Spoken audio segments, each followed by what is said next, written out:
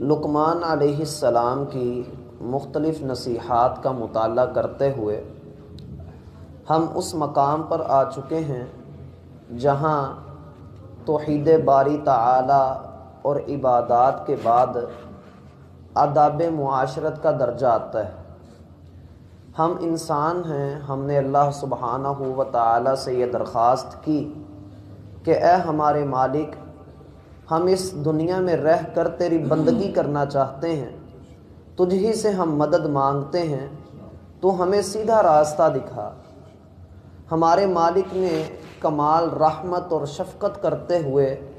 ہمیں رحمت کا اور ہدایت کا وہ راستہ دکھایا جس کی منزل وہی جنت ہے جہاں سے ہمارے بابا کو نکال دیا گیا تھا۔ اسی لحاظ سے جب ہم اللہ سبحانہ و تعالی سے یہ درخواست کرتے ہیں کہ اے اللہ، یہ پوری دنیا باطل قوتوں سے بھری ہوئی ہے، یہ طاغوتی قوتوں سے بھری ہوئی ہے، اگر ہم یہاں پر رہ کر تیرے دین پر عمل کریں گے تو وہ کسی نہ کسی کو برا لگے گا، کسی کی آنکھ میں ہم کھٹکتے ہوئے لگیں گے۔ اے اللہ، کچھ ایسا ہمیں عطا کر دے کہ ہماری بندگی بھی تیرے ساتھ وابستہ رہے، ہمارا نام بھی تیرے نام کے ساتھ جڑا رہے، اور کوئی ہمیں بد اخلاق بھی نہ کہہ سکے، کوئی ہمیں یہ بھی نہ کہے کہ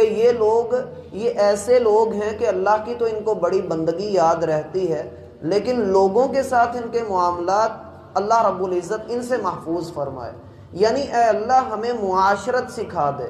ہمیں یہ پتہ ہو کہ تیری بندگی کے جو اصول و ضوابط ہیں، اسی طرح بندوں کے درمیان رہنے کی بھی کچھ ضابطے ہیں، آپس میں ایک دوسرے کے ساتھ لین دین کے بھی کچھ اصول ہیں، آپس میں ایک دوسرے کے ساتھ رہنے کے بھی کچھ ضابطے ہیں، ہمیں ان کے متعلق بھی اے اللہ خبر دے دے۔ تو ہم اللہ سبحانہ و تعالی کا شکر ادا کرتے ہیں کہ اس نے نہ صرف یہ کہ ہمیں عبادات کے حوالے سے بلکہ معاملات کے حوالے سے بھی ہر طرح کی رہنمائی عطا فرمائی ہے۔ اس پر اللہ کا ہمیں شکر ادا کرنا چاہیے۔ فللہ الحمد، اس پر اللہ کی تعریف ہے کہ اللہ رب العالمین نے ہمیں یہ سارے معاملات سکھلائے۔ جیسے اللہ نے ہمیں سکھلایا کہ کھانا کیسے کھانا ہے، اللہ نے ہمیں سکھلایا کہ آپس میں اپنے دوسرے بھائی کی عزت اور اس کا اکرام کیا ہونا چاہیے، اللہ نے ہی ہمیں خبر دی کہ ایک مسلمان کے دوسرے مسلمان پر کیا حق ہے، اور اگر کوئی مسلمان نہیں بھی ہے، کوئی غیر مسلم ہے، کوئی اللہ کی بندگی نہیں کرتا، کوئی کافر ہے، تو آپ کا اس کے ساتھ کیسے رویہ ہونا چاہیے۔ ہم اللہ کا شکر ادا کرتے ہیں کہ اس نے ہمیں وہ دین عطا کیا جس دین پر عمل کرتے ہوئے ہم سب کا ہاتھ تھام کر چلتے ہیں، ہم کسی کو توڑ کر نہیں پھینکتے، ہم سب کو ساتھ لے کر چلتے ہیں۔ یہ اللہ رب العالمین کا بہت بڑا شکر ہے۔ اگر ہم اسلام کی بنیادی تعلیمات کو سمجھیں تو وہاں پر اللہ سبحانہ و تعالی کی بندگی کا عنصر نمایاں نظر آتا ہے۔ آپ کسی بھی معاملے میں ہیں،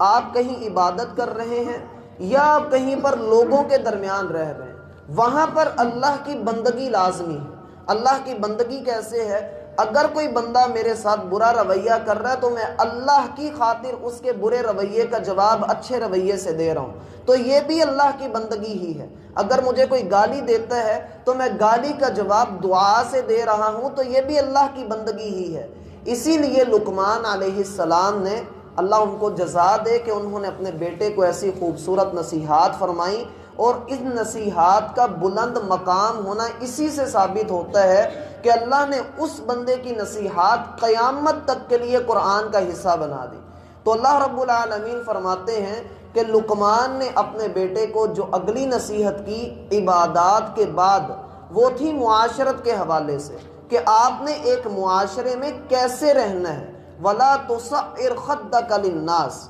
آپ اپنا چہرہ لوگوں سے نہ پھیر لینا، لوگوں سے الگ تھلگ ہو کر نہ رہنا۔ اس کے کئی ایک معنی ہیں۔ ایک معنی اس کا یہ ہے کہ لوگوں کو ان کے حال پر نہیں چھوڑ دینا آپ نے، کہ جو جدھر لگا ہوا ہے بالکل ٹھیک لگا ہے، اس کی اپنی مرضی ہے، اس کی زندگی، اس کا دین، اس کا رب، میں کون ہوتا ہوں اسے نماز کا حکم دینے والا، میں کون ہوتا ہوں اسے نیکی کی طرف ترغیب دینے والا، اور میں کون ہوتا ہوں اسے برائی سے منع کرنے والا، میں نہیں اس کو کچھ کہنے والا، جو وہ کرتا ہے کرتا رہے۔ اے بیٹے لا تصعر خدک للناس، تم نے لوگوں کو چھوڑنا نہیں ہے، تم نے جس گھر میں رہنا ہے، جس جگہ پر رہنا ہے، دائیں بائیں آگے پیچھے تمہارے ہمسائے ہوں گے، پھر گھر میں رہتے ہوئے تمہاری بیوی ہے، تمہارے والدین ہیں، تم نے ان سب کی اصلاح کرنی ہے، تم نے ان سب سے اپنے آپ کو الگ تھلگ نہیں کرنا۔ انسان ہو، انسانوں میں رہو گے، اگر تم انسانوں کو چھوڑ کے جنگلات میں چلے گئے،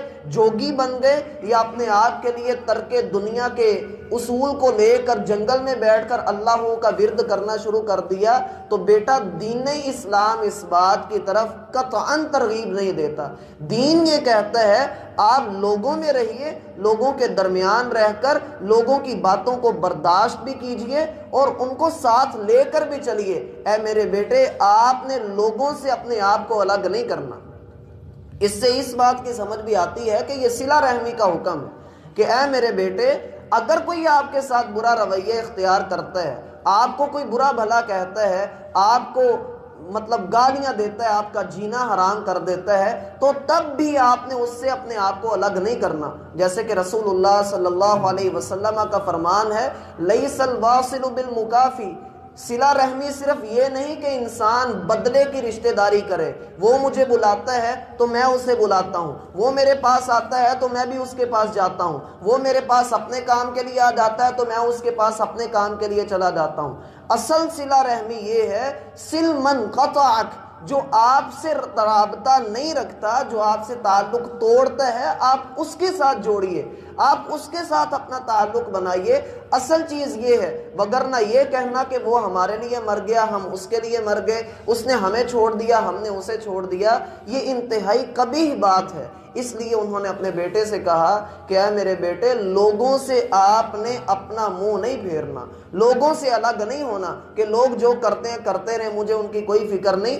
میرا بھائی آپ ہی کو فکر ہونی چاہیے، کیونکہ رسول اللہ صلی اللہ علیہ وسلم کا فرمان ہے کل قیامت کے دن آدم کے بیٹے سے سوال کیا جائے گا، الا کلکم راع وکلکم مسئول عن رعیتہ، تم میں سے ہر ایک نگران مقرر کیا گیا ہے اور اس کی نگرانی کے متعلق، اس کی ذمہ داری کے متعلق جتنی اس نے ادا کی ہے کل قیامت کے دن اس کے متعلق سوال کیا جائے گا۔ اس لیے اپنی اپنی رعایا کا، اپنی اپنی نگرانی اور نگہبانی کا خیال کیجیے۔ اس لیے انہوں نے اپنے بیٹے سے کہا کہ میرے بیٹے آپ نے لوگوں سے الگ تھلگ نہیں ہونا، لوگوں سے دور نہیں ہونا، آپ نے لوگوں کے درمیان رہنا ہے۔ بات صرف اتنی سی ہے کہ اگر میں اصلاح کر چکا ہوں اپنی ذات کی، میں اپنی ذات کو اللہ رب العالمین کے لیے جھکا چکا ہوں، تو میرا ساتھ والا، میری بیوی، میرا بیٹا، میرے بچے، میرے گھر والے، وہ کیوں نہیں اللہ کے راستے پر آ رہے؟ اس کے لیے مجھے محنت کرنی ہے۔ اللہ رب العالمین نے قرآن میں ہمیں جو حکم دیا ہے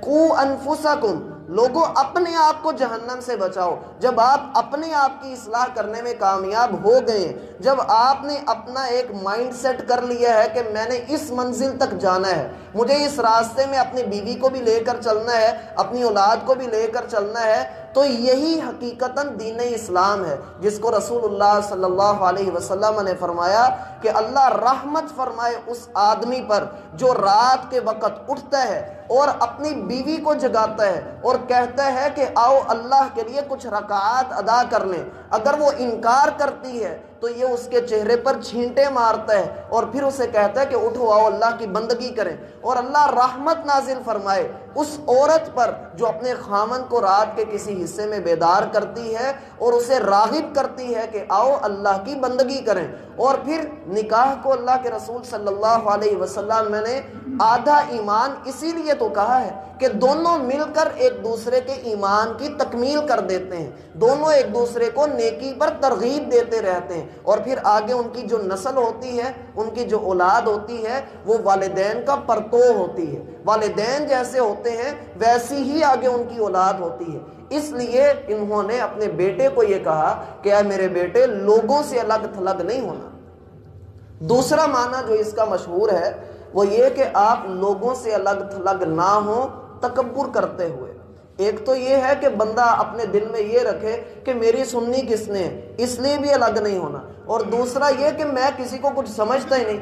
میرا منہ ہی نہیں سیدھا ہوتا، میرا جو ہے آنکھوں میں اکڑ ہے، میرے لہجے میں اکڑ ہے، میں کسی سے سیدھے منہ بات ہی نہیں کرتا، میرے لہجے میں میرے بولنے میں اکڑ ہے۔ تو اس لیے انہوں نے کہا کہ اے میرے بیٹے، لوگوں سے الگ تھلگ نہیں ہونا۔ جس بندے سے تم غلط لہجے میں بات کر رہے ہو، کڑوے لہجے میں بات کر رہے ہو، متکبر انداز اپنا کر بات کر رہے ہو، جیسی تمہاری پیدائش ہوئی تم بھی شرمگاہ سے نکلے ہو، وہ بھی شرمگاہ سے نکلا ہے، تمہاری تخلیق جہاں سے کی گئی اس کی تخلیق بھی وہاں پر ہی کی گئی ہے، جو تم کھاتے ہو وہ بھی بدبودار مادہ بن کے نکلتا ہے، اور جو وہ کھاتا ہے وہ بھی بدبودار مادہ بن کر نکلتا ہے، اس کے بھی دو ہاتھ ہیں، تمہارے بھی دو ہاتھ ہیں۔ کیا ہو گیا اگر اللہ پر تمہارا فضل کچھ زیادہ ہے، اللہ نے تمہیں 4 پیسے عطا کر دیے تو تمہاری جو ہے وہ ٹون ہی نہیں ٹھیک ہوتی، تمہارے انداز ہی بدل گئے، اور جس کو اللہ نے نہیں عطا کیا، کیا اس کا مطلب یہ ہے کہ تم اس کو چھوڑ دو، اس کے حال پر چھوڑ دو؟ میرا سگا بھائی کیوں نہ ہو، میرا سگا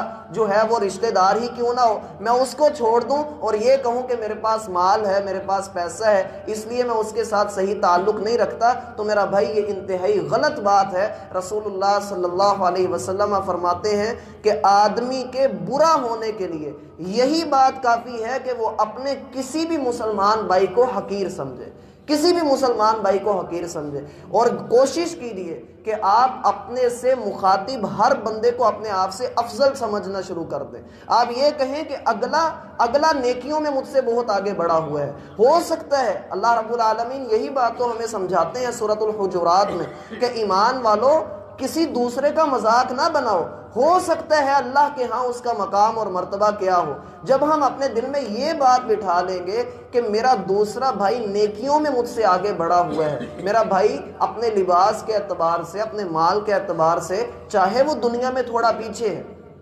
لیکن اپنی نیکیوں کے اعتبار سے اگر وہ مجھ سے آگے بڑھا ہوا ہے تو میرا یہ پیسہ کس کام کا، میرا یہ مقام کس کام کا؟ وہ تو جنت میں مجھ سے پہلے داخل کیا جائے گا۔ اسی لیے تو رسول اللہ صلی اللہ علیہ وسلم کا فرمان ہے کہ نیک لوگ جو یتیم ہیں، مساکین ہیں، جن کے پاس مال و دولت موجود نہیں ہے، وہ امیروں سے، اغنیاء سے جنت میں 500 سال پہلے داخل کیے جائیں گے۔ مال کی ایک بہت بڑی آفت ہے، پیسے کی ایک بہت بڑی آفت ہے، آپ حرام کھائیں گے تو اس کا حساب تو دینا ہی پڑنا ہے، اور اگر حلال کماتے ہیں اس کا بھی حساب دینا پڑنا ہے۔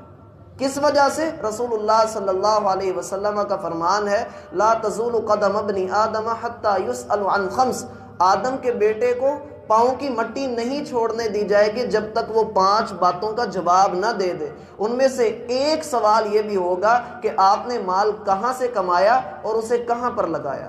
یہ سوال ہوگا۔ تو مال کی آفت یہ ہے کہ انسان کے پاس جب مال ہوتا ہے، چاہے وہ حلال ہو چاہے وہ حرام ہو، اس کا حساب اس کو دینا ہی پڑنا ہے۔ حرام ہے تو اس میں تو وہ پکڑا جائے گا، لیکن جو حلال ہوگا اس کا بھی حساب دینا ہے، اور اللہ کے سامنے کسے تاب ہے کہ وہ کھڑے ہو کر حساب کتاب دے۔ اس لیے اللہ سے مانگنا ہے تو اللہ سے یہ مانگیے اللہ اتنا دے کہ کسی کے آگے ہاتھ نہ کرنا پڑے، ہاں اتنا دے دے بس، مجھے قرض سے نجات دے دے، مجھے کسی کے آگے ہاتھ نہ پھیلانا پڑے۔ یہ نہیں کہ ہم مال کو ہی اپنا جو ہے وہ سب کچھ خدا بنا لیں، اپنے لیے